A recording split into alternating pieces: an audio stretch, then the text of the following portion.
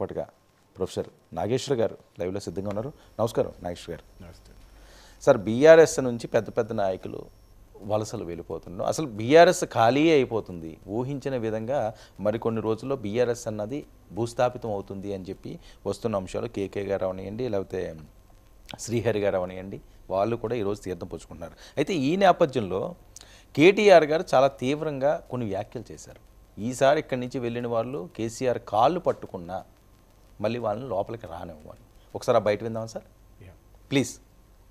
కేటీఆర్ గారు బయట రంజిత్ రెడ్డి మొత్తం పరిశ్రమలు తెచ్చిండట, యాదయ్య గారి సహకారం లేదట, యాదయ్య గారిది ఏం లేదట, మా తమ్ముడు అవినాష్ రెడ్డిది ఏం లేదట, మొత్తం రంజిత్ రెడ్డి పట్టుకొచ్చి అక్కడ పరిశ్రమలన్నింటినీ పెట్టించిన అని చెప్పి సోషల్ మీడియాలో చెప్పుకుంటా ఉన్నారు.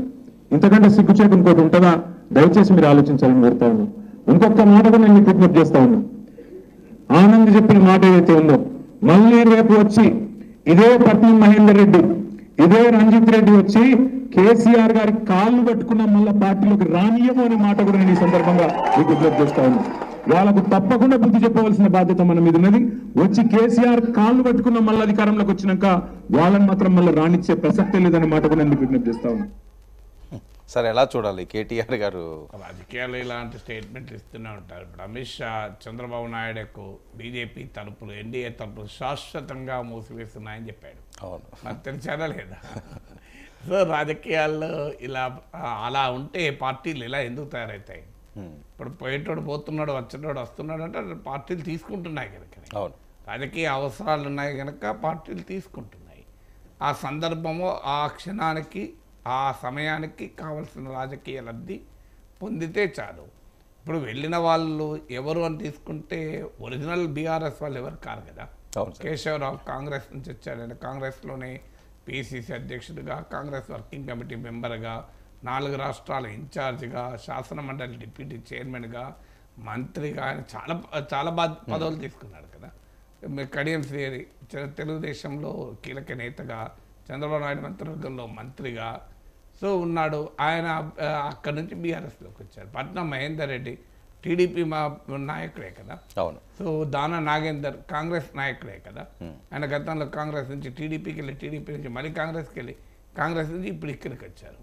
సో ఇలా వెళ్తున్న వారు ఎవరు అని లిస్ట్ తీస్తే వాళ్ళంతా అత్యధికులు ఇతర పార్టీ నుంచి వచ్చిన వాళ్ళు. అఫ్కోర్స్ ఆ పార్టీలోనే పెరిగిన వాళ్ళకి కూడా పోవచ్చు. సో అందువల్ల ఫండమెంటల్గా కాళ్ళు పట్టుకున్న ఈ ఎన్నికల వేళ కార్యకర్తలను ఉత్తేజపరచడానికి ఆవేశంగా మాట్లాడచ్చు, కానీ ప్రాక్టికల్గా అలా ఉండదు. ఈవెన్ రేపు పొద్దున ఎవరైనా వస్తారన్నా కూడా తీసుకుంటారు. మీకు గతంలో ఎంతమందిని తీసుకోలేదు బీఆర్ఎస్. ఇప్పుడు ఈ పరిస్థితి ఎందుకు వచ్చింది అనేది ఆలోచించకుండా ఇక ముందు ఎవరిని తీసుకోమంటే పట్నం మహేందర్ రెడ్డి పార్టీ మారుతారనే కదా మీరు ఆయనకు మంత్రి పదవి ఇచ్చింది.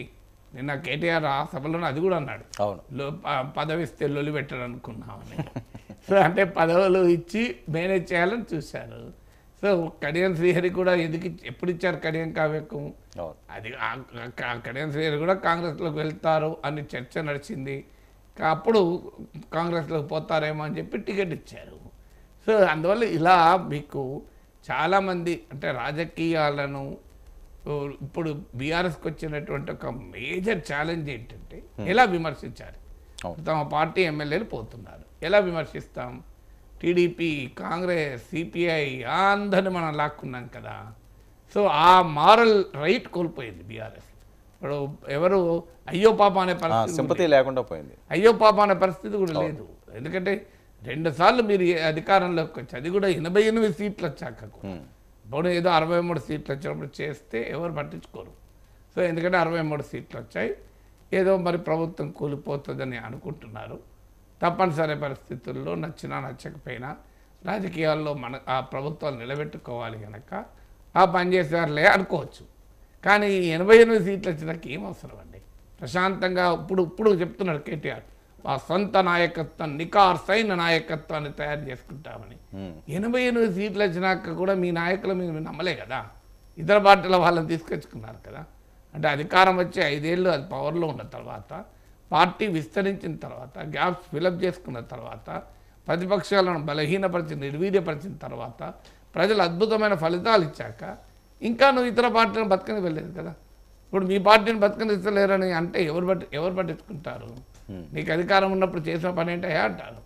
88 సీట్లు, ఎంఐఎం కూడా కలుపుకుంటే 95 సీట్లు, 95 సీట్లు, 119 సీట్లు, 119లో 95 ఎమ్మెల్యేల మద్దతు ఉన్నప్పుడు కూడా మీకు మళ్ళీ కాంగ్రెస్ ఎమ్మెల్యేలు అవసరం వచ్చిండ్రు, టీడీపీ ఎమ్మెల్యేలు అవసరం